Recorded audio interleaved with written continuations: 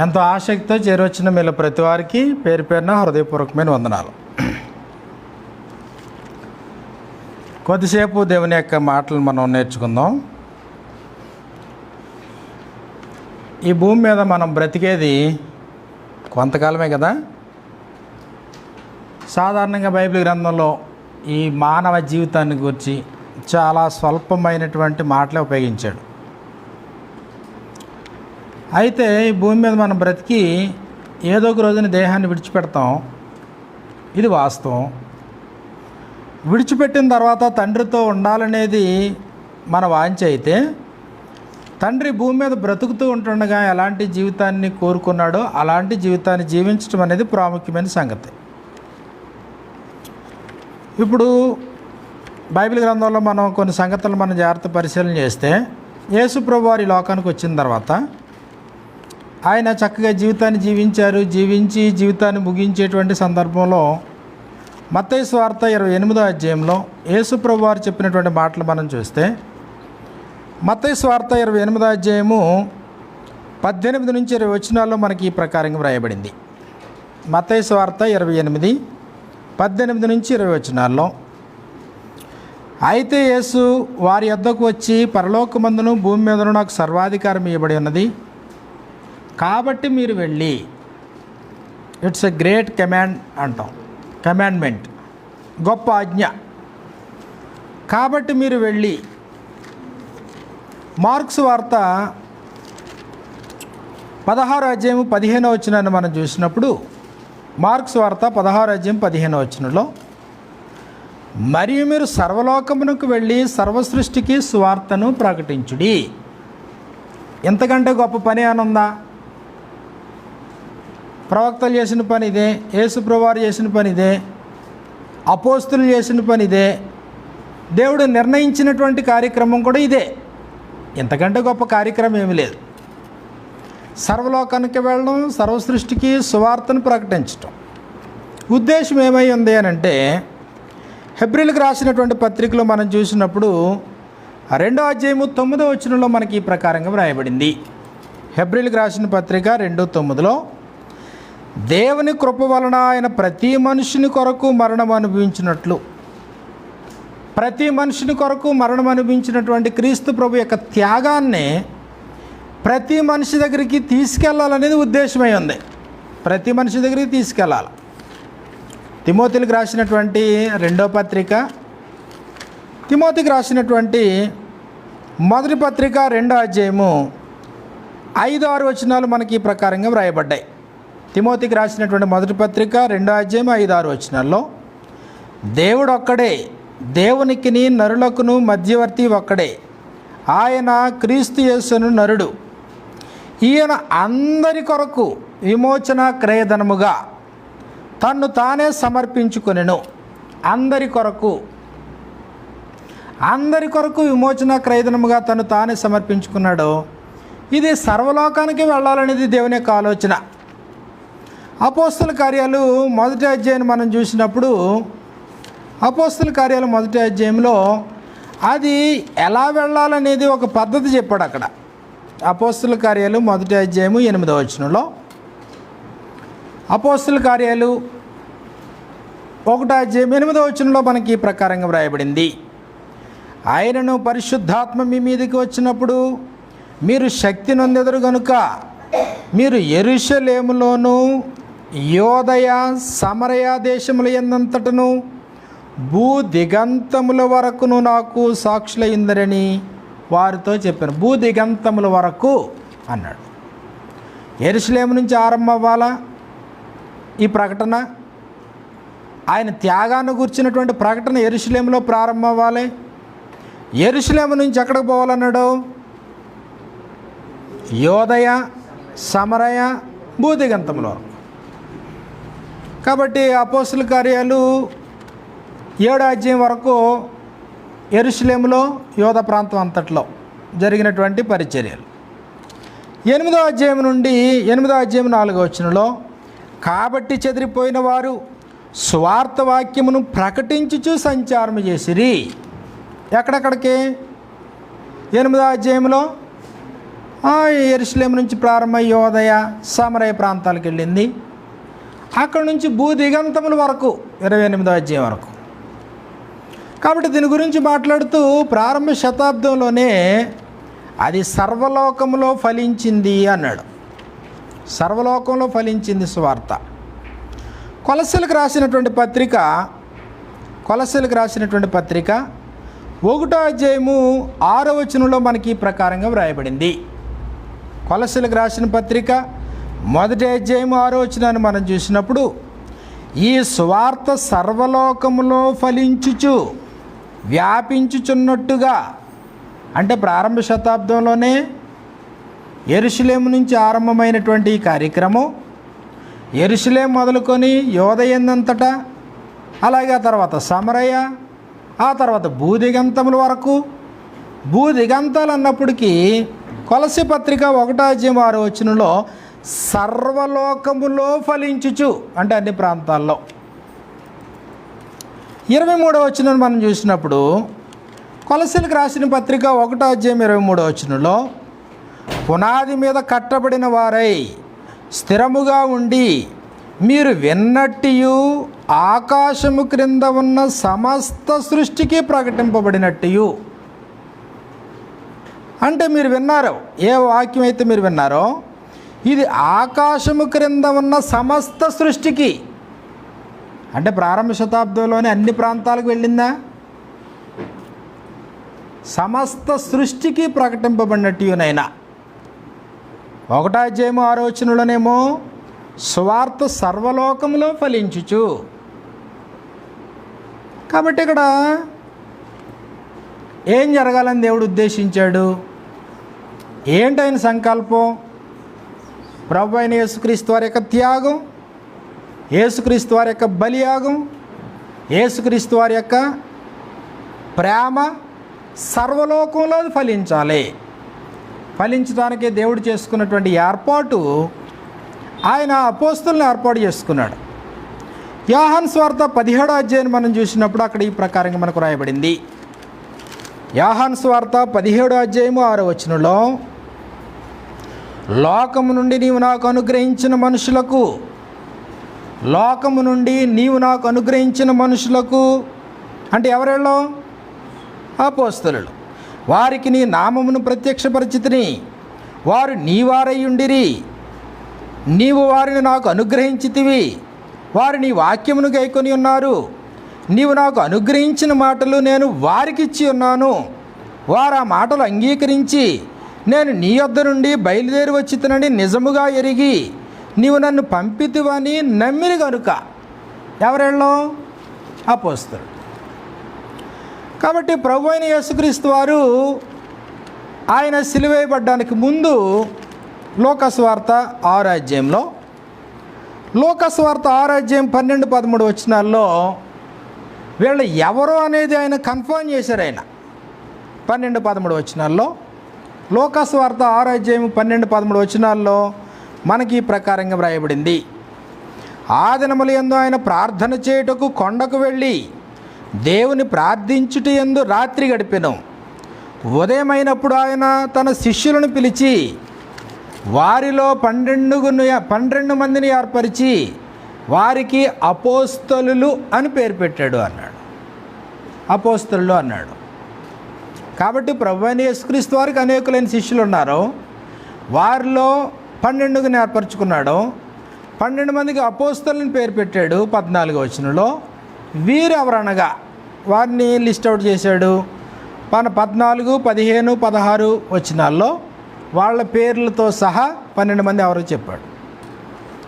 ఈ 12 మంది గురించి మాట్లాడుతూ ప్రభువైన యేసుక్రీస్తు వారు అన్నారు, యోహాను సువార్త 17వ అధ్యాయము 14వ వచనంలో, యోహాను సువార్త 17వ అధ్యాయం 14వ వచనంలో వారిని గురించి స్ట్రైట్గా యేసు ప్రభు ఇచ్చినటువంటి ఒక స్టేట్మెంట్ ఇది.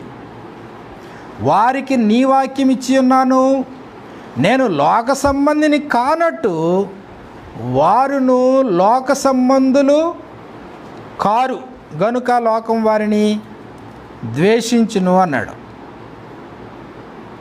16వ వచనంలో, నేను లోక సంబంధిని కానట్టు వారును లోక సంబంధులు కారు.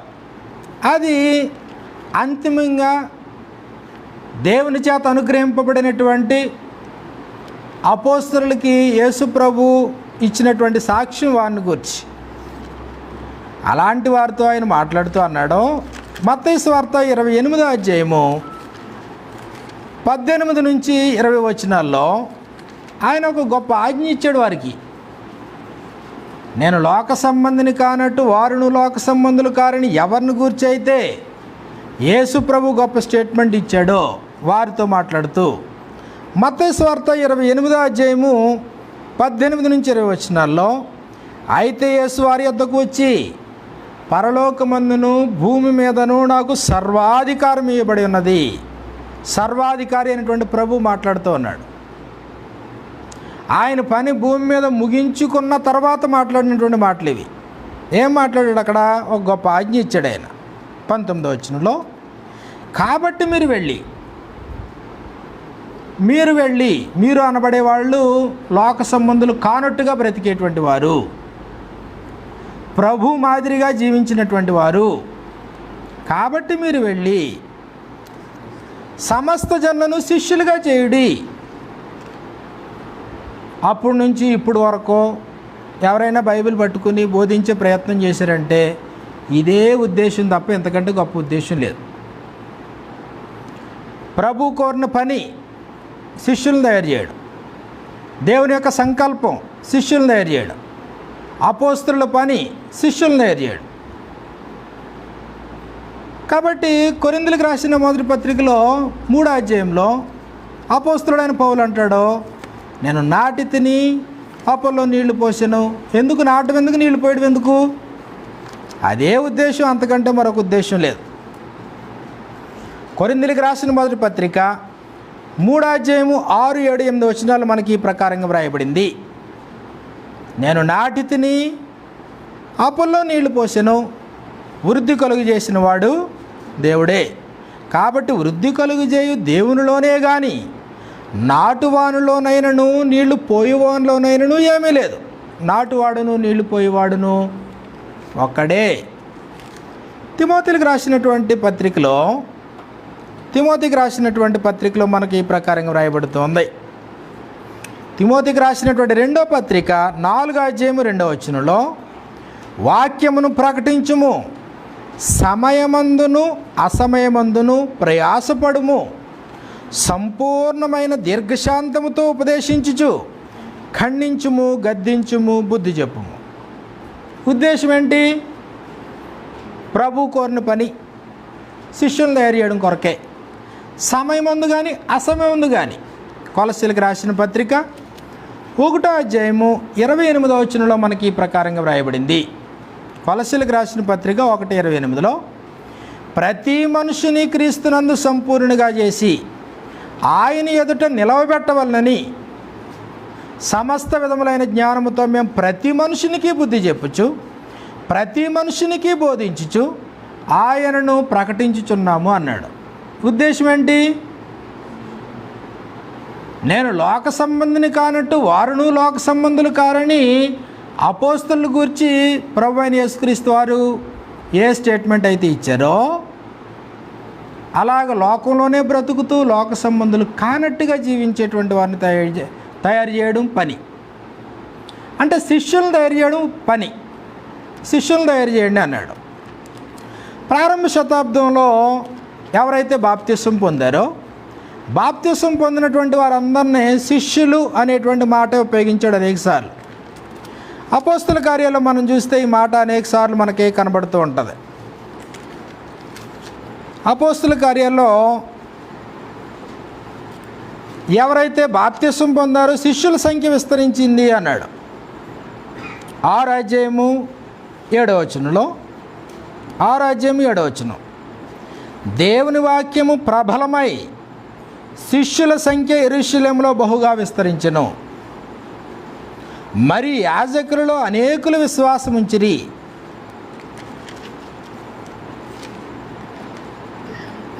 9వ అధ్యాయము 10వ వచనంలో మనకి ఈ ప్రకారంగా వ్రాయబడింది. దమస్కులో అననీయ అని ఒక శిష్యుడు అన్నాడు. 13వ అధ్యాయం మనం చూసినప్పుడు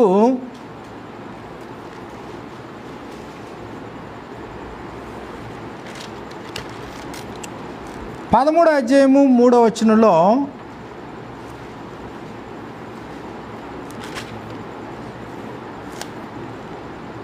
క్షమించండి, ఇలా అనేక సార్లు శిష్యుల సంఖ్య విస్తరించింది. 16వ అధ్యాయము 1వ వచనంలో పౌలు దెర్బేకును లుస్త్రకును వచ్చెను, అక్కడ తిమోతి అని ఒక శిష్యుడు ఉండెను.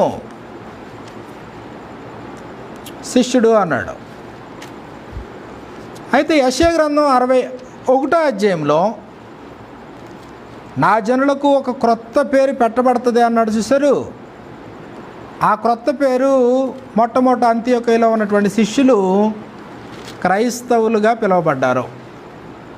అపోస్తుల కార్యాలు 11వ అధ్యాయం 26వ వచనంలో, అపోస్తుల కార్యాలు 11వ అధ్యాయం 26వ వచనంలో మనకి ఈ ప్రకారంగా వ్రాయబడింది. వారు కలిసి 1 సంవత్సరం అంతయు సంఘంలో ఉండి బహుజనులకు వాక్యమును బోధించిరి. మొట్టమొదట అంతియోకయలో శిష్యులు క్రైస్తవులు అనబడిరి. అంటే సర్వలోకానికి వెళ్ళండి, సర్వ సృష్టికి స్వార్థను ప్రకటించండి, సమస్త జనులు శిష్యులుగా చేయండి, సమస్త జనులు శిష్యులుగా చేయండి. శిష్యులకే క్రైస్తవులని పేరు పెట్టబడింది. కాబట్టి శిష్యులు అన్నప్పటికీ ప్రభు అయిన యేసుక్రీస్తు వారి దగ్గర ఉన్నటువంటి శిష్యులు ఎలాంటి శిష్యులో బైబిల్ గ్రంథంలో మనకి ఈ ప్రకారంగా వ్రాయబడుతుంది. మత్తయి సువార్త 26వ అధ్యాయంలో,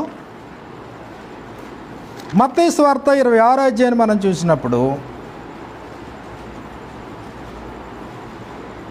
అక్కడ ప్రభు అయిన యేసుక్రీస్తు వారి యొక్క శిష్యులు అందరూ ఉన్నారు. పేతురు మాట్లాడుతూ ఉన్నాడు. 35వ వచనంలో 26, 35 పేతురు ఆయనను చూచి, నేను నీతో కూడా చావవలసి వచ్చినను నిన్ను ఎరగనని చెప్పను నేను. అదే ప్రకారము శిష్యులందరూ అనిరి.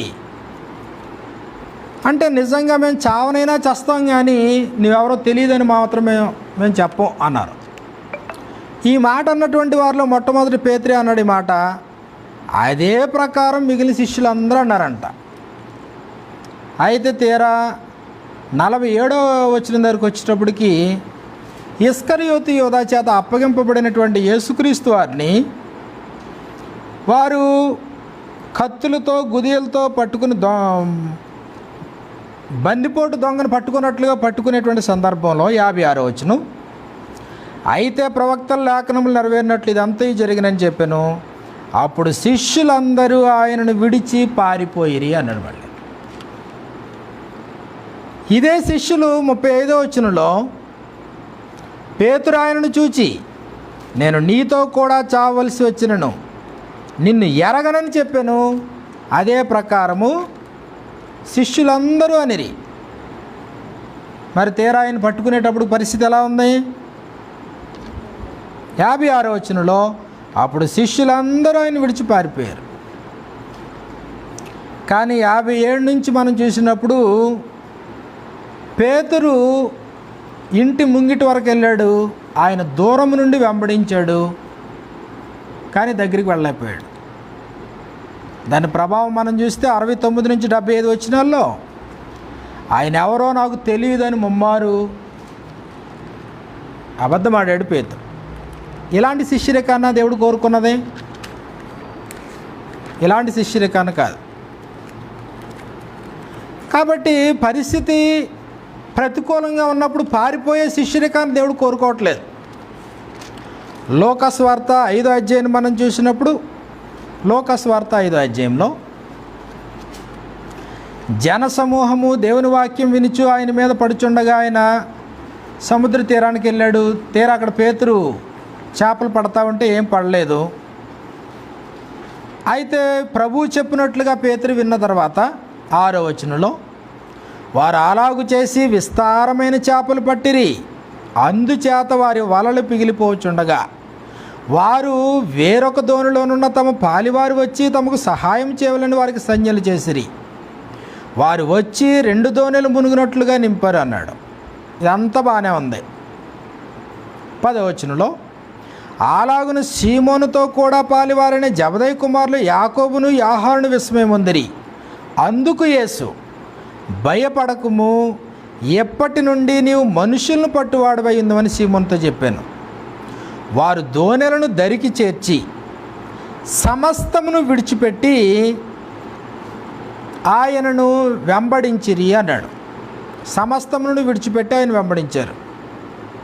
అయితే ఇక్కడ 8వ వచనంలో మనం చూసినప్పుడు పేతురు మోకాళ్ళుని ప్రభు అయిన యేసుక్రీస్తు వారి ఎదుట సాగిలపడి, ప్రభువా నన్ను విడిచిపొమ్ము, నేను పాపాత్ముడని చెప్పాడు.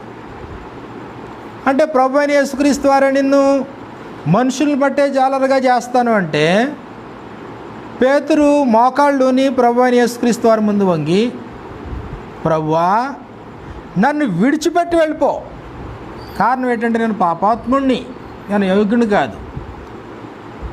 అంటే ఇలాంటి శిష్యరికాన్ని దేవుడు కోరుకున్నాడా? ఇలాంటి శిష్యరికాన్ని ఆయన కోరుకోలేదు. మత్తయి సువార్త 8వ అధ్యాయంలో మనం చూసినప్పుడు, మత్తయి సువార్త 8వ అధ్యాయంలో ఇక్కడ ప్రభు అయినటువంటి యేసుక్రీస్తు వారు శిష్యుల్లో ఉన్నటువంటి అల్ప విశ్వాసాన్ని చూపించాడు. మత్తయి సువార్త 8వ అధ్యాయము 23వ వచనం నుండి మనం చూస్తే అక్కడ మనకి ఈ ప్రకారంగా మనకు వ్రాయబడింది. ఆయన ధోని ఎక్కినప్పుడు ఆయన శిష్యులు ఆయన వెంట వెళ్ళిరి. అంటే ప్రభు అయిన యేసుక్రీస్తు వారితోనే ఉన్నారు శిష్యులు కూడా. అంతటా సముద్రం మీద తుఫాను లేచినందున ఆ ధోని అలల చేత కప్పబడెను. అప్పుడు ఆయన నిద్రించుచుండగా వారు ఆయన యొద్దకు వచ్చి, ప్రభువా నశించిపోచున్నాము, మమ్మను రక్షించుమని చెప్పి ఆయనను లేపిరి. అందుకు ఆయన, అల్ప విశ్వాసులారా ఎందుకు భయపడుచున్నారని వారితో చెప్పి లేచి గాలిని సముద్రంను గద్దింపగా మిక్కిలి నిమ్మళమాయెను అన్నాడు. కాబట్టి ఇక్కడ ప్రభుతోనే ఉన్నారు, కానీ పరిస్థితులు ప్రతికూలంగా ఉంటే భయపడ్డారు అన్నాడు. సముద్రం మీద తుఫాన్ లేచిందంట. వారు వచ్చి, ప్రభువా నశించిపోచున్నాం, మమ్మల్ని రక్షించమని చెప్పి ఆయన లేపారు. యేసు ప్రభు అన్నాడు, అందుకు ఆయన, అల్ప విశ్వాసులారా ఎందుకు భయపడుతున్నారు అంటే భయపడే శిష్యరికాన్ని కోరుకుంటున్నాడు ఆయన, లేకపోతే తమ తప్పిదాలని తమ పాపాలని దిద్దుకోలేక ఒప్పుకోలేక తమ పాపాలను కడుక్కోలేక ప్రభు మమ్మల్ని విడిచిపెట్టి వెళ్ళిపో అనేటువంటి శిష్యరికాన్ని కోరుతున్నాడా? లేకపోతే ఎలాంటి త్యాగం లేకుండా పరిస్థితులు తారుమారు అయిపోయేటప్పటికి, కష్టం వచ్చినప్పటికి, బాధ వచ్చినప్పటికీ ప్రభుని విడిచిపెట్టి పారిపోయేటువంటి శిష్యరికాన్ని కోరుకుంటున్నాడా? యోహాను సువార్త 10వ అధ్యాయంలో,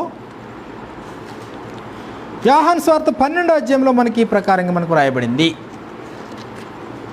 యోహాను సువార్త 12వ అధ్యాయాన్ని మనం చూస్తే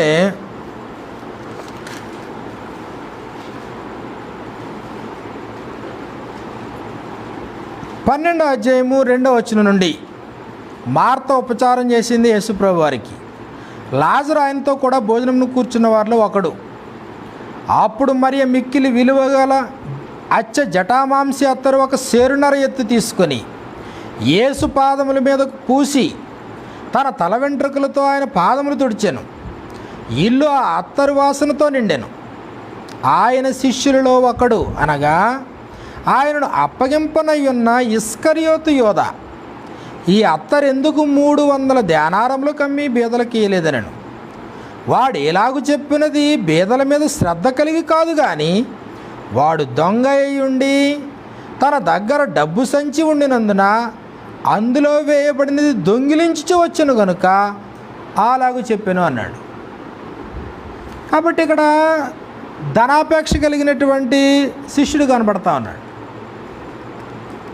ఇతడు వాస్తవానికి బీదల మీద ప్రేముండి కాదు అన్నాడు, అతడు దొంగ దోచుకునేవాడు. కాబట్టి ప్రభుతో మాట్లాడుతూ ఉన్నాడు, ఈ అత్తరు ఎందుకు ఇలా వేస్ట్ చేయడు, దీన్ని అమ్మి ఆ డబ్బుని బీదలకు ఉపయోగించవచ్చు కదా. ఇలాంటి శిష్యరికాన్న యేసు ప్రభు కోరుకున్నది. కాబట్టి మర్చిపోవద్దు, ఈరోజు బోధించేటువంటి బోధ యొక్క ప్రధానమైనటువంటి ఉద్దేశం ప్రభువుకు శిష్యులు తయారు చేయడం. ఎలాంటి శిష్యరికాన్ని ఆయన కోరుతున్నాడు ఆయన అనేది కీలకమైనది. సంఘము అంటే శిష్యుల యొక్క గుంపు. అంత్యోక్యలో ఉన్న శిష్యులు మొట్టమొదటిసారిగా క్రైస్తవులు అనబడ్డారు. ఆయన పెట్టే ఒక కొత్త పేరు క్రైస్తవులు అన్నాడు, అంత సింపుల్గా. క్రైస్తవ సంఘము అంటే శిష్యుల యొక్క గుంపు. మీరు సర్వలోకానికి వెళ్ళండి, సర్వ సృష్టికి స్వార్థను ప్రకటించండి, సమస్త జనులను శిష్యులుగా చేయండి. ప్రపంచంలో ఏ మూలకపోయినా అది యెరూషలేము నుంచి ప్రారంభమై యోదయందంతటను సమరయ ప్రాంతంలో భూదిగంతముల వరకు సర్వలోకములో ఫలిస్తూ ఆకాశము క్రింద ఉండేటువంటి ప్రతి ప్రాంతంలో వాక్యం ప్రకటించబడుతూ ఉందంటే ప్రకటించడం యొక్క ఉద్దేశం ఏంటి? ప్రభుకు శిష్యులు తయారు చేయాలి. ఎలాంటి శిష్యులు తయారు చేయాలా? కాబట్టి అల్ప విశ్వాసంతో ఉండేటువంటి శిష్యులు తయారు చేయడం ఉద్దేశం కాదు. యేసు ప్రభువారు మాట్లాడుతూ మత్తయి సువార్త 6వ అధ్యాయంలో ఆకాశ పక్షులను చూడి, అవి విత్తవు, కొయ్యవు, కొట్లో కూర్చుకొనవు, ఆయనను మీ పరలోకపు తండ్రి వాటిని పోషించున్నాడు. మీరు వాటికంటే బహుశ్రేష్ఠులు గారా? మీలో చింతించడం వలన ఎవడు తన ఎత్తుమూరుడు ఎక్కువ చేసుకొనగలడు? ఆహారం గురించి చింతింపనేలా, వస్త్రముల గురించి మీరు చింతింపనేలా? అల్ప విశ్వాసులారా అన్నాడు. అలాంటి క్రైస్తవేనని కోరుకోవటం లేదు. లేకపోతే కరువైనా, వస్త్రహీనతైనా, ఉపద్రవమైన, ఖడ్గమైన వచ్చినప్పుడు, శ్రమలు వచ్చినప్పుడు పారిపోయే క్రైస్తవేనని కోరుకోవటం లేదు. ధనాపేక్ష కలిగినటువంటి శిష్యత్వాన్ని ఆయన కోరుకోవటం లేదు. ఈ లోక సంబంధమైన వాటి మీద దృష్టి వ్యామోహం కలిగినటువంటి శిష్యరికాన్ని ఆయన కోరుకోవటం లేదు. ఆయన కోరుకునేటువంటి క్రైస్తవ్యం ఎలాంటిది అని అంటే, ప్రభువైన యేసుక్రీస్తు వారు మాట్లాడుతూ లోకాసువార్త 9వ అధ్యాయంలో, లోకాసువార్త 9వ అధ్యాయాన్ని మనం చూసినప్పుడు 57 నుంచి 62 వచనాల్లో మనకి ఈ ప్రకారంగా వ్రాయబడింది. లోకాసువార్త 9వ అధ్యాయం 57వ వచనం నుండి, వారు మార్గమున వెళ్ళుచుండగా ఒకడు, నీవెక్కడికి వెళ్ళినను నీ వెంట వచ్చేదని ఆయనతో చెప్పాను. అందుకు యేసు, నక్కలకు బొరియలను ఆకాశ పక్షులకు నివాసములు కలవు కానీ మనుష్య కుమారునికి తలవాల్చుకున్నటకైనను స్థలం లేదని అతనితో చెప్పాను అన్నాడు. కాబట్టి ఏం చెప్పదలిచాడు ఆయన? ఒకడన్నాడంట, నీ వెంట వచ్చేదని అన్నాడు. యేసుప్రభు ఏమన్నాడు? తలవాల్చుకోవడానికి కూడా స్థలం లేదన్నాడు. కాబట్టి నువ్వు నా వెంట రాను ఉద్దేశిస్తే, అంటే వెంట రావడం అంటే నీ శిష్యుడిగా ఉంటానని అర్థం, యేసుప్రభుని అనుసరిస్తానని అర్థం, యేసుప్రభుని వెంబడిస్తానని అర్థం, యేసుప్రభుతో కలిసి బ్రతుకుతానని అర్థం, యేసుప్రభుతో కలిసి నేను జీవిస్తానని అర్థం. యేసుప్రభు అన్నాడు, నక్కలకు బొరియలు ఆకాశ పక్షులకు నివాసాలు ఉన్నాయి కానీ మనుష్య కుమారునికి తలవాల్చుకోవడానికి కూడా స్థలం లేదు. మరి దానికి నువ్వు సిద్ధమేనా? త్యాగపూరితమైనటువంటి స్వభావం నీకు ఉందా? దేవుని కొరకు ఏమైనా నువ్వు త్యాగం చేయగలవా? నీ కంఫర్ట్స్ని త్యాగం చేయగలవా? నీ సమయాన్ని త్యాగం చేయగలవా? నీ ధనాన్ని త్యాగం చేయగలవా? నీ ప్రాణాన్ని త్యాగం చేయగలవా? నీ ఇల్లు వాకులను త్యాగం చేయగలవా? లేకపోతే నీ బంధుత్వాన్ని త్యాగం చేయగలవా? ప్రభువైన యేసుక్రీస్తు వారు మాట్లాడుతూ లోకాసువార్త 14వ అధ్యాయంలో, లోకాసువార్త 14వ అధ్యాయం 25 నుంచి 26 వచనాల్లో మనకి ఈ ప్రకారంగా వ్రాయబడింది. లోకాసువార్త 14వ అధ్యాయము 25-26 వచనాల్లో, బహుజన సమూహములు ఆయనతో కూడా వెళ్ళుచున్నప్పుడు ఆయన వారి తట్టు తిరిగి, ఎవడైనను నా యొద్దకు వచ్చి తన తండ్రిని, తల్లిని, భార్యను, పిల్లలను, అన్నదమ్ములను, అక్కచెల్లెండ్రును, తన ప్రాణమును సహా ద్వేషింపకుంటే అట్టివాడు నాకు శిష్యుడు కానేరడు అని చెప్పాడు. త్యాగం ఉందా? త్యాగపూరితమైనటువంటి శిష్యులు ప్రభుకు కావాలి. నువ్వు ఏ ప్రాంతానికైనా వెళ్ళు, నువ్వు ఉపదేశం చేయడంలో ఉద్దేశం, నీ ఉపదేశం వినేటువంటి వారు త్యాగపూరితమైనటువంటి స్వభావం కలిగిన శిష్యులై ఉండాలి. ప్రభువుని సేవించటంలో, ప్రభువుని వెంబడించటంలో, ప్రభువుని అనుసరించటంలో, ప్రభువుని అనుకరించటంలో అడ్డం వచ్చింది దేన్నైనా వదిలిపెట్టడానికి సిద్ధపడిన మనుషులై ఉండాలి, చివరికి తమ తమ ప్రాణాలైనా. కాబట్టి ప్రభువైన యేసుక్రీస్తు వారు మాట్లాడుతూ, నీవు నన్ను వెంబడించాలని ఉద్దేశం కలిగిన వాడు అయితే నక్కలకు బొరియలను ఆకాశ పక్షులకు నివాసములు కలవు, కానీ మనుష్య కుమారునికి తలవాల్చుకొనుటకైనను స్థలం లేదు. 59వ వచనంలో ఆయన మరి ఒకనితో నా వెంట రమ్మని చెప్పాను అన్నాడు. అతడు నేను వెళ్ళి మొదట నా తండ్రిని పాతిపెట్టి వచ్చుటకు నాకు సెలవిమ్మని మనవి చేశాను. మొదట నా తండ్రిని పాతిపెట్టి వచ్చుటకు నాకు సెలవు కావాలి. మొదట నీ తండ్రి కాదు, మొదట నీ దేవుడు. కాబట్టి రెండోది ప్రయారిటీ గురించి మాట్లాడాడు ప్రభు. మొట్టమొదట సాక్రిఫైస్ గురించి మాట్లాడాడు. రెండు ప్రయారిటీ, మొదటి స్థానం. నీ జీవితంలో ఎవరికి మొదటి స్థానం? ధనానికి మొదటి స్థానమా? ధనానికి మొదటి స్థానం ఇచ్చినటువంటి వారు చరిత్రలో అనేకులు ఉన్నారు. రక్త సంబంధానికి ప్రాముఖ్యత ఇచ్చిన వారు ఉన్నారు, లేకపోతే ఇహ సంబంధమైన జీవితానికి ప్రాముఖ్యత ఇచ్చిన వారు ఉన్నారు. మొదటి ప్రాధాన్యత దేనికి? ఈయన అంటాడు, ఈయన మొదట నా తండ్రిని పాతిపెట్టి వచ్చేదాకా నాకు సెలవు కావాలి. మొదట ఆయన వెంబడించటమా, మొదట నీ తండ్రిని పాతిపెట్టుకోవడమా? మొదట నీ పనా, దేవుని పనా? మొదట నువ్వెవరికి ఇస్తావు ప్రాముఖ్యత? ప్రయారిటీ ఎవరికి? కాబట్టి ప్రభు కోరినటువంటి శిష్యత్వం ప్రయారిటీ దేవునికి మాత్రమే ఇచ్చేవాడు. సంఘము అంటే త్యాగపూరితమైనటువంటి స్వభావం కలిగిన వారు సంఘం. 3000 మందితో ప్రారంభమైనటువంటి యెరూషలేములో ఉన్న సంఘాన్ని చూడండి, త్యాగబుద్ధి మనకు కనబడదా? లేకపోతే స్టెఫన్ జీవితాన్ని చూడండి, త్యాగపూరితమైన జీవితం కనబడదా? పౌలు జీవితాన్ని చూడండి, త్యాగం కనబడదా? లేకపోతే తెస్సలోనికైలో ఉన్నటువంటి సంఘాన్ని చూడండి, త్యాగం కనబడదా? మాసిదోనియాలో ఉండే సంఘాన్ని చూడండి, త్యాగం కనబడదా? త్యాగం లేకపోతే, త్యాగపూరితమైన స్వభావం లేకపోతే అది ప్రభు కోరుకున్న శిష్యులు కలిగిన సంఘం కాదు. త్యాగం కావాలి. రెండవది ప్రయారిటీ కావాలి అన్నాడు. ఉపదేశం వినేటువంటి వారు మొదటి స్థానం దేవునికే ఇచ్చేటట్లుగా ప్రయారిటీ కావాలి. మొదటి స్థానం దేవునికే. మొదటి స్థానం దేవునికి కాకపోతే ఆయనకు అవసరం లేదు. 59వ వచనంలో ఆయన మరి ఒకరితో నా వెంట రమ్మని చెప్పాను. అతడు నేను వెళ్ళి మొదట నా తండ్రిని పాతిపెట్టి వచ్చుటకు సెలవిమ్మని మనవి చేశాను. అందుకు ఆయన మృతులు తమ మృతులను పాతిపెట్టుకొని నిమ్ము, నీ వచ్చి నన్ను వెంబడించు. ఇక్కడ పాతిపెట్టడం మొదట, వెంబడించడం మొదట. నా శిష్యుడిగా ఉండగోరితే వెంబడించడం మొదట. లేదు మొదట పాతిపెట్టడం అంటే నా శిష్యుడిగా నువ్వు అర్హుడు కాదు. మొదట పాతిపెట్టడం అని పాతిపెట్టడానికి ప్రాధాన్యత ఇచ్చినటువంటి వారితో సంఘం నింపబడకూడదు. ప్రకటించడం యొక్క ఉద్దేశం, మీరు సర్వలోకానికి వెళ్ళండి, సర్వ సృష్టికి స్వార్థను ప్రకటించండి. ఉద్దేశం ఏంటి? శిష్యులు తయారు చేయడం ఉద్దేశం. నువ్వు ఎన్ని కోణాల్లో చెప్తావు అనేది ఇక్కడ ప్రాముఖ్యం కాదు, ఎన్నిసార్లు చెప్తావు అనేది ప్రాముఖ్యం కాదు, లేకపోతే నువ్వు ఖండిస్తావా, గద్దిస్తావా, బుద్ధి చెప్తావు అనేది ప్రాముఖ్యం కాదు. ఇక్కడ నీ వాక్యం, నీ ఉపదేశం వినేటువంటి వారిలో తమ జీవితాల్లో మొదటి ప్రాధాన్యత దేవునికే ఇచ్చేటువంటి జనాంగం తయారవ్వాలి. దేవునికే మొదటి స్థానం.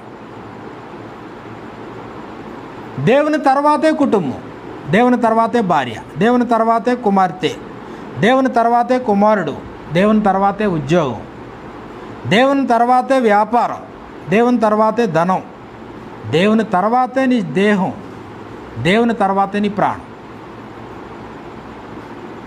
ప్రభువైన యేసుక్రీస్తు వారు మాట్లాడతారు కదా. మత్తయి సువార్త 10వ అధ్యాయాన్ని మనం చూసినప్పుడు, మత్తయి సువార్త 10వ అధ్యాయంలో ప్రభువైన యేసుక్రీస్తు వారు మాట్లాడుతూ 35వ వచనంలో ఆయన ఈ ప్రకారంగా చెప్పడం జరిగింది.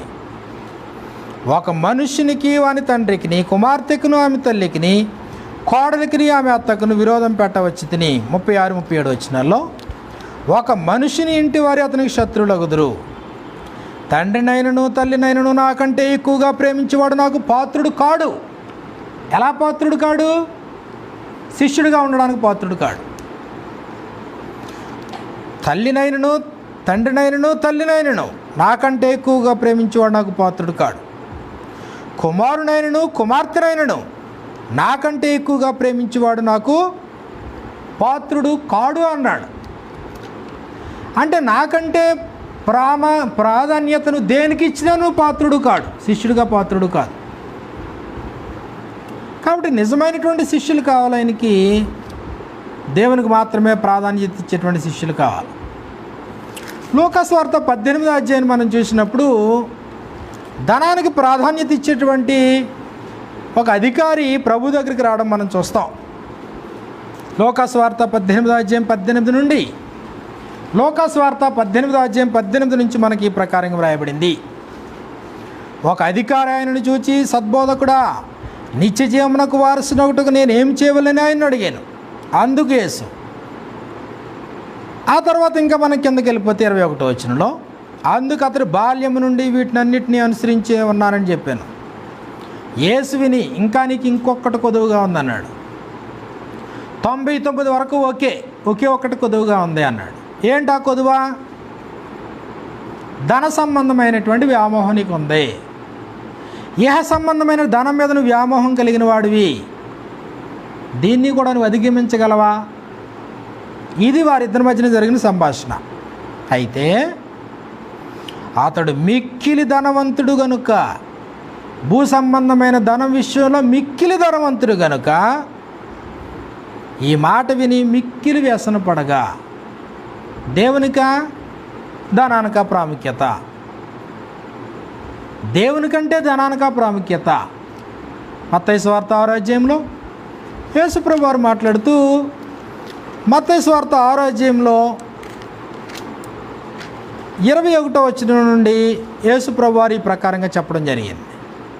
ఎవడును ఇద్దరు యజమానులకు దాసుడుగా ఉండనేరడు.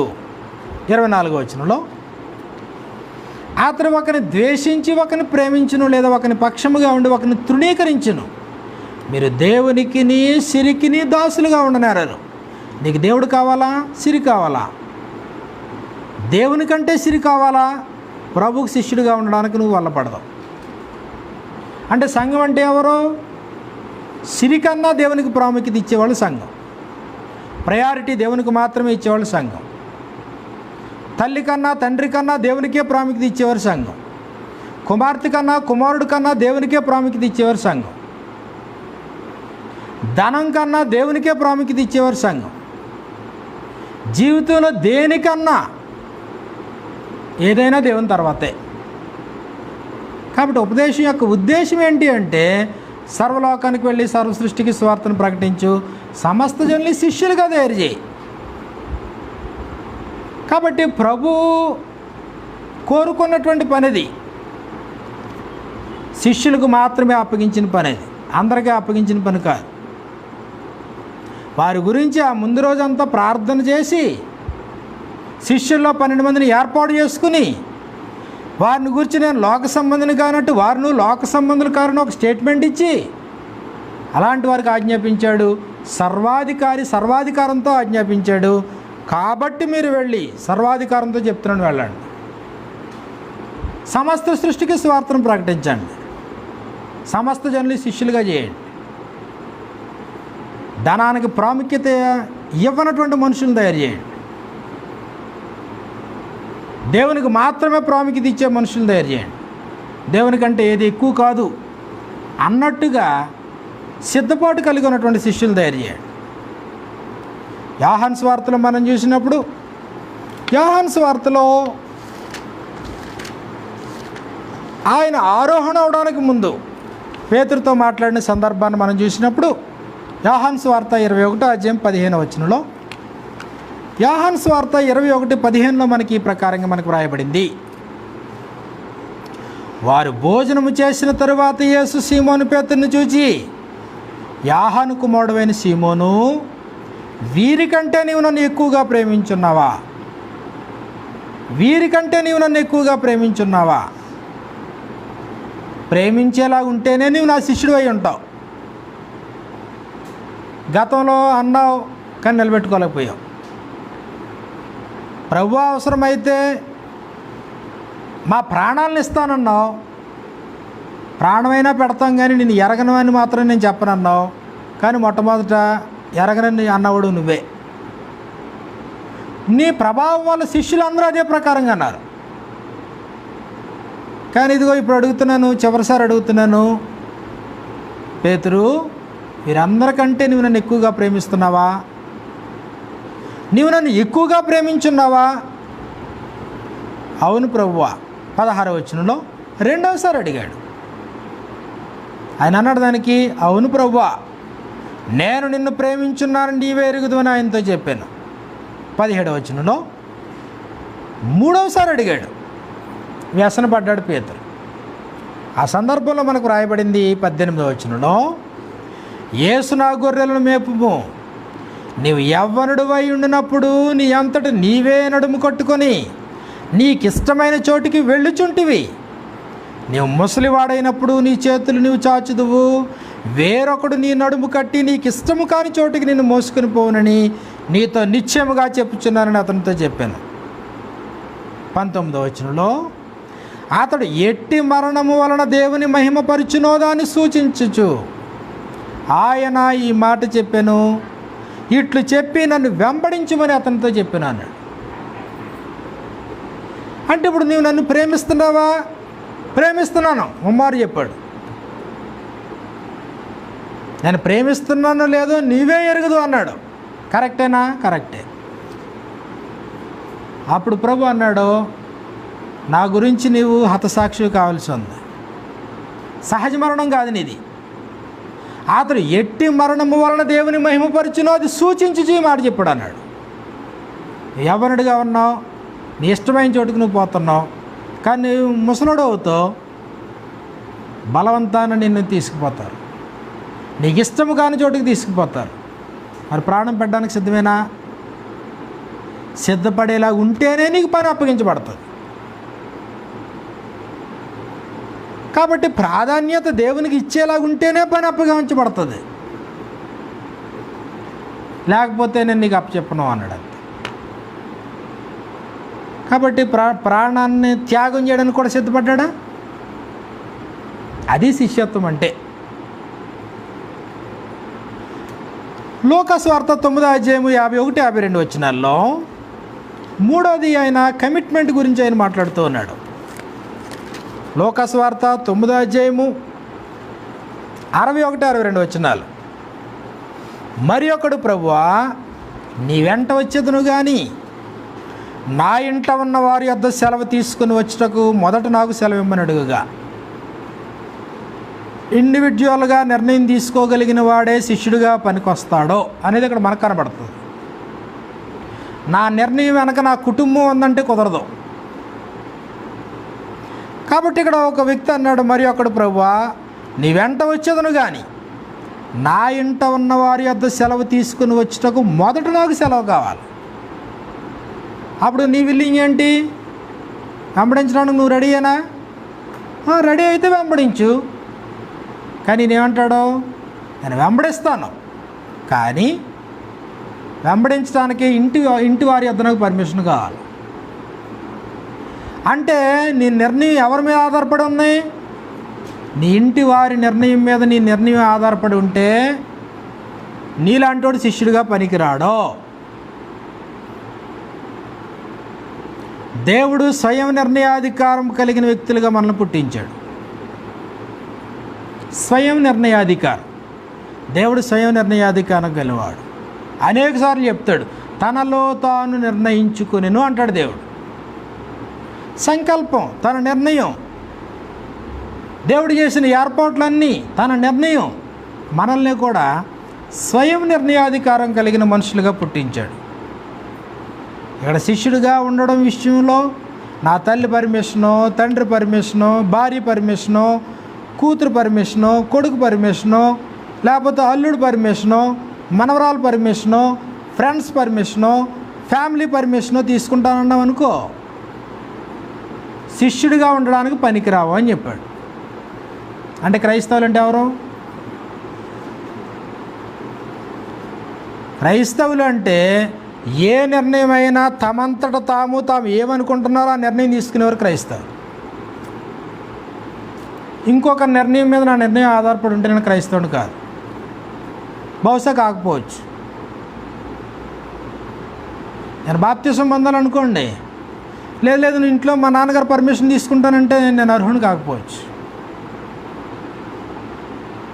నేను ఏదైనా ఒక నిర్ణయం తీసుకోవాలనుకోండి, లేదు నాకు భార్య ఉంది, నాకు పిల్లలు ఉన్నారు, వాళ్ళ పర్మిషన్ లేకపోతే కుదరదు అని అంటే బహుశా శిష్యుని కాకపోవచ్చు.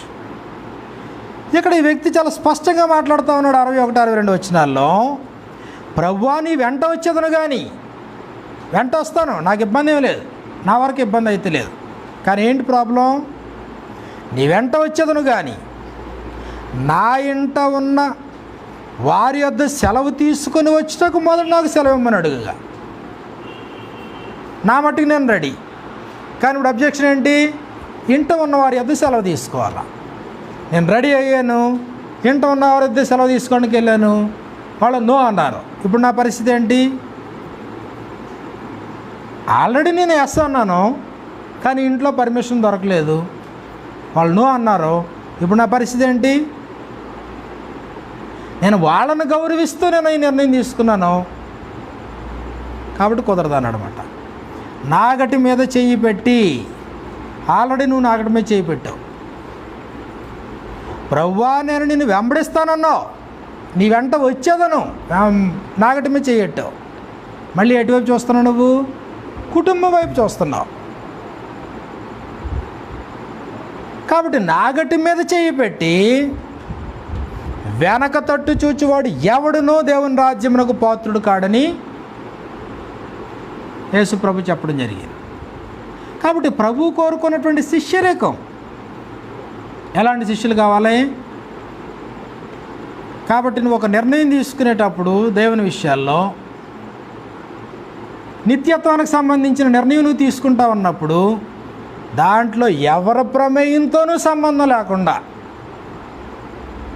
10 మందిలో కాదు, 10 మంది ఏం చేస్తే అది కాదు, 10 మందిని బట్టి నీ ఆలోచన మారిపోవడం కాదు, కుటుంబాన్ని బట్టి నీ నిర్ణయం మారడం కాదు, నీ జీవిత భాగస్వామిని బట్టి నీ నిర్ణయం మారడం కాదు, నిన్ను కన్న తల్లిలో నీ తండ్రో తీసుకునే నిర్ణయాన్ని బట్టి నీ నిర్ణయం మారడం కాదు, నీ భర్త నిర్ణయాన్ని బట్టి నీ నిర్ణయం మారడం కాదు. నాగటి మీద చేయి పెట్టి వెనక తట్టు చూచేవాడు ఎవడును నాకు పాత్రుడు కాడు. మొదటి సంగతిలో సాక్రిఫైస్ గురించి మాట్లాడాడు ఆయన. త్యాగపూరితమైన బుద్ధి కావాలా శిష్యుడిగా ఉండాలంటే. రెండో సంగతిలో ప్రయారిటీ గురించి మాట్లాడుతున్నాడు ఆయన. ప్రాధాన్యత. ఎన్నో ప్రాధాన్యత దేవుడికి? మొదటి ప్రాధాన్యత కలిగిన వాడే శిష్యుడు అన్నాడు. మూడో సంఘటనలో చెప్పాడు కమిట్మెంట్. కాబట్టి చాలా సందర్భాల్లో బాప్తిసం పొందేటువంటి వ్యక్తి, లేదంటే నేను బాప్తిసం పొందుతాను కానీ ఇంట్లో ఒకసారి పర్మిషన్ తీసుకోవాలి అన్నారనుకోండి, ఎట్టి పరిస్థితుల్లోనూ బాప్తిసం తీసుకోవడానికి ప్రభు అంగీకరించే విధానం లేదు. వాక్యం విన్న వ్యక్తులు, వాళ్ళని బిడ్డలు అవని లేకపోతే ఎవరైనా అవని, ఇంటికి పోయి వాళ్ళు వస్తాం కాదు, బట్టలు సిద్ధం చేసుకుంటాం కాదు.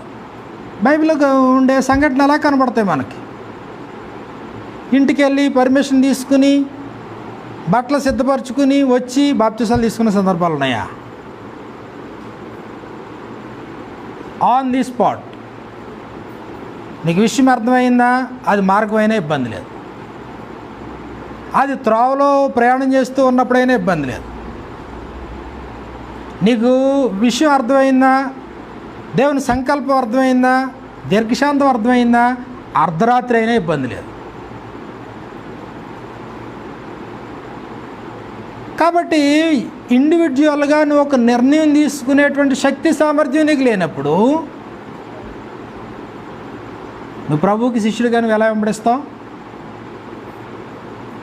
ఇప్పుడు ఇక్కడ యవనస్తులు ఉన్నారు, బ్రైట్ ఉన్నాడు అనుకోండి, బాప్తిసం గురించి అతను ఆలోచించేటప్పటికి తల్లి వైపు, తండ్రి వైపు, మామ వైపు చూసేలా ఉండకూడదు. తనంతట తానుగా నిలబడి నాకు కావాలి అంతే. అలాంటి రోజు వచ్చేటప్పుడు గరుడు అవుతాడనమాట. అప్పుడు ఇంకా అమ్మ వెనకలాగని, నాన్న వెనకలాగని, ఇంకెవరి వెనకలాగని లేదు. అది చెప్పాడు మాట. కమిట్మెంట్, సరైన కమిట్మెంట్ తీసుకునే స్థాయి నీకు ఉందా? సంఘంలో కమిట్మెంట్, సరైన కమిట్మెంట్ ఉన్న ప్రజలు ఉన్నారా? ప్రభువుకి శిష్యులు కావాలని కోరుతున్నాడే. ప్రపంచంలో యెరూషలేము మొదలుకొని యూదయందంతటా, సమరయ భూ దిగంతముల వరకు ప్రభువుకి శిష్యులు కావాలా. శిష్యులతో సంఘాలు నిండాల. శిష్యుల ద్వారా దేవుడు మహిమపరచబడాల. శిష్యులు ప్రభు యొక్క మహిమ కొరకు బ్రతకాల. శిష్యుల ద్వారా సువార్త సర్వలోకంలో ఫలించాల. శిష్యులు కావాలి. ఎంతమంది అనేది సమస్య కాదు. ప్రభుకి శిష్యులు కావాలి. ప్రాణం పెట్టేవాళ్ళు కావాలి. సమస్తాన్ని త్యాగం చేయగలిగిన వాళ్ళు కావాలి. దేన్నైనా వదులుకోవడానికి సిద్ధపడేవాళ్ళు కావాలి. అపోస్తులైన పౌలు మనకు కనబడ్డా? అపోస్తులు మనకు కనబడరా? మనకి క్రొత్త నిబంధనలు అనేకమైన వ్యక్తులు మనకు కనబడరా? పేద విధవరాలను చూడండి, తనకున్నదంతా, తన జీవనం అంతా అన్నాడు. ఎక్కడి నుంచి వచ్చింది ఆ త్యాగపూరితమైన బుద్ధి? ఎవరినడిగా నిర్ణయం తీసుకున్నావు? ఎవరినడిగా నిర్ణయం తీసుకున్నావు? ద్వారకా కనబడుతుంది మనకి. ఆవిడ విశ్వాస జీవితాన్ని చూడండి. అకుల ప్రిస్కిలా కనబడతారు. వాళ్ళ త్యాగపూరితమైన జీవితాన్ని చూడండి, వాళ్ళ కమిట్మెంట్ చూడండి. అపోలోని చూడండి. కాబట్టి ప్రభు కోరుతున్నాడు, అలాంటి శిష్యులు కావాలి. ఆ ఒక్క పని తప్ప ఇంకో పని లేదు.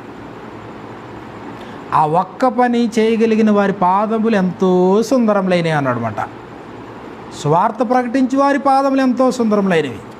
స్వార్థ ప్రకటించిన ఉద్దేశం ఏంటి? టైంపాస్ కాదు కదా, కాలయాపన కాదు కదా అది. లేకపోతే అల్ప విశ్వాసులను, అవిశ్వాసులను తయారు చేయడం ఉద్దేశం కాదు కదా. రోమిలకు రాసిన పత్రికలో మనం చూసినప్పుడు స్వార్థ ప్రకటించి వారి పాదములు ఎంతో సుందరములైనవి. రోమిలకు రాసిన పత్రిక 10వ అధ్యాయము 14వ వచనం నుండి, వారు విశ్వసింపని వానికి ఎట్లు ప్రార్థన చేయుదురు, వినని వారిని ఎట్లు విశ్వసించుదురు, ప్రకటించువాడు లేకుండా వారు ఎట్లు విందురు, ప్రకటించి వారు పంపబడని ఎడ్ల ఎట్లు ప్రకటించుదురు. ఇందు విషయమై ఉత్తమమైన వాటిని గూర్చిన స్వార్థ ప్రకటించు వారి పాదములు ఎంతో సుందరములైనవి అని వ్రాయబడి ఉన్నది. ఉత్తమమైన వాటిని గూర్చిన స్వార్థ ప్రకటించే వారి పాదములు ఎంతో సుందరములై ఉన్నవి. అంటే స్వార్థ ప్రకటన యొక్క ఉద్దేశం జరుగుతూ ఉంటే అది సుందరమైనటువంటి కార్యక్రమం. ఇశ్రాయేలీల పాత నిబంధనలో అనేకులు ఉన్నారు. అయినప్పటికీ అనుసరించేటువంటి వాడు శిష్యుడై ఉంటాడు.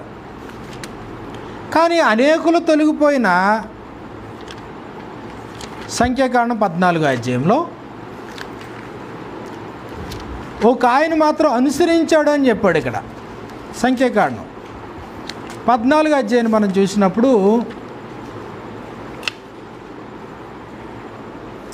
23-24 వచనాల్లో మనకి ఈ ప్రకారంగా మనకు వ్రాయబడింది.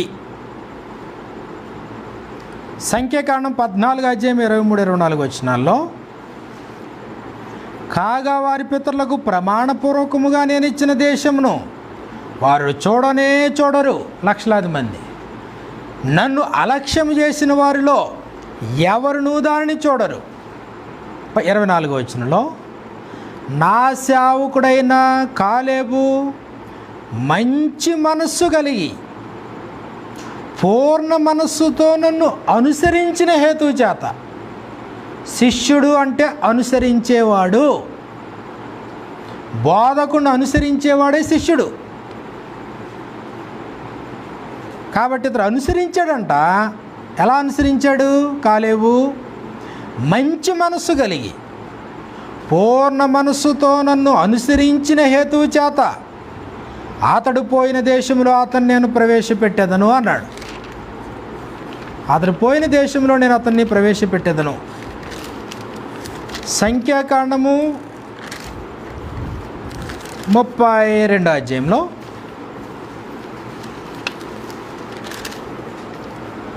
సంఖ్యాకాండం 32 అధ్యాయం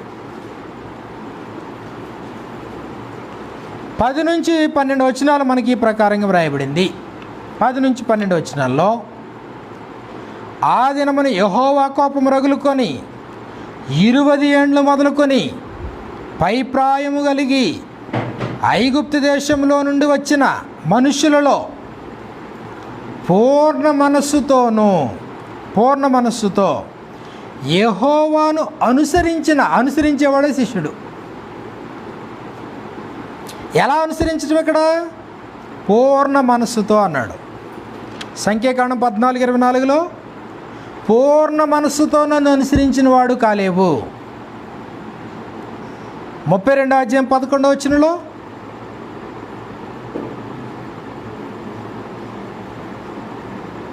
అక్కడ కూడా పూర్ణ మనస్సుతో యెహోవాను అనుసరించిన కెనిజీడగు యెఫున్నె కుమారుడైన కాలేబును, నూను కుమారుడైన యెహోషువయు తప్ప.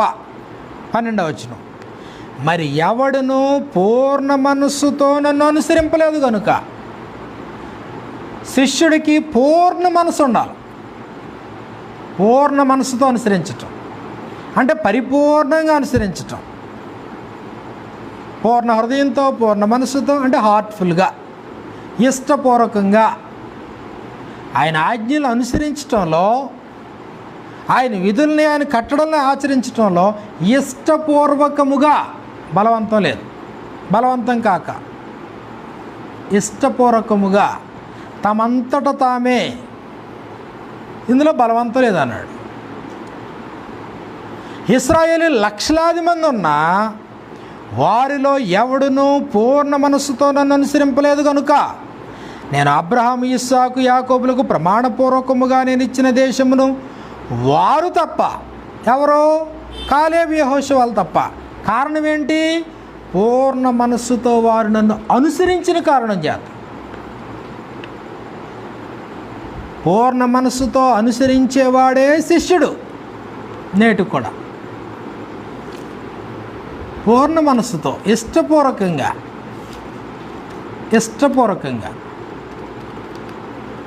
ప్రాణం పోవడానికి కూడా ఇష్టపూర్వకంగా, సమస్తాన్ని కోల్పోవడానికి కూడా ఇష్టపూర్వకంగా, ప్రేమ చూపించడానికి ఇష్టపూర్వకంగా, త్యాగం చూపించడానికి ఇష్టపూర్వకంగా. సాధ్యమేనా? పూర్ణ హృదయంతో, పూర్ణ మనస్సుతో ఆయన ఆజ్ఞలు అనుసరించడం సాధ్యమేనా? నేను ఏ సంగతులు మీకు ఆజ్ఞాపించుతునో వాటినన్నిటినీ గైకోవడం విషయంలో, అన్నిటినీ, కొన్నిటిని కాదు, అన్నిటినీ గైకోవడం విషయంలో పూర్ణ మనసు సాధ్యమేనా? కాలేబుకి, యెహోషువకి సాధ్యమైంది. లక్షలాది మందిలో వారి ఇద్దరికి మాత్రమే సాధ్యమైంది. మనకు సాధ్యం కదా?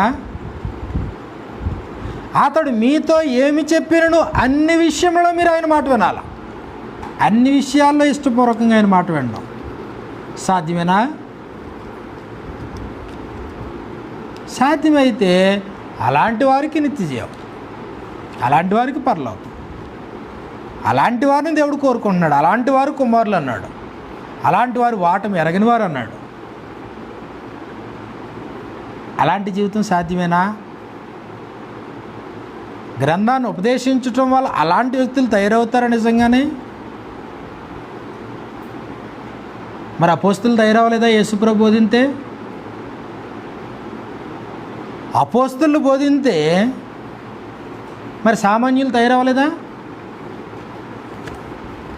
ప్రేమించేవాళ్ళు, క్షమించగలిగిన వాళ్ళు, శత్రువుల్ని కూడా క్షమించగలిగిన వారు తయారవ్వలేదా?